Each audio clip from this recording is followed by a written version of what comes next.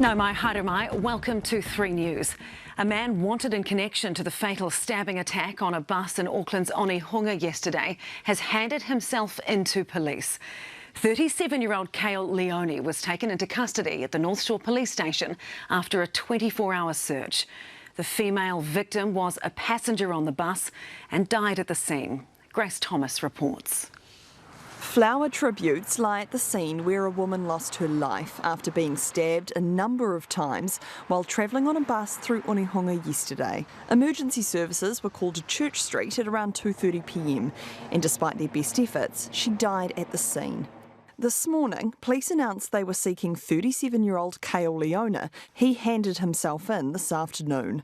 Police allege the offender was sitting near the victim on board the bus. They say it was a random attack that happened while the vehicle was moving. They were travelling on the bus near each other and for some time next to each other on the bus. At this stage, again, early in the investigation why this has happened, we're still trying to piece together.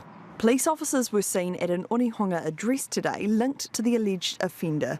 A girl claiming to be the man's daughter was heard pleading for her dad to hand himself in and do the right thing. The ordeal has rattled the tight-knit Onehunga community. Bert Jang has owned his cafe, Sweet and Me, for 5 years. It's just down the road from where the stabbing happened. It wasn't even 10 seconds before the first cop car came, and then within 5 minutes the whole street was packed with cops, ambulances, and then they even pushed back the traffic. Another local, Dennis, regularly catches the bus from where it stopped. Pretty shocked, really. Well, I'm not going to catch the bus today.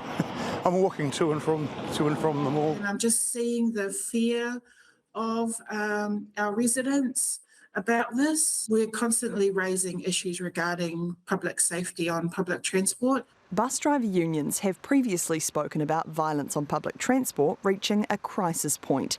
Auckland transport data showed 44 violent assaults on bus drivers alone were reported this year.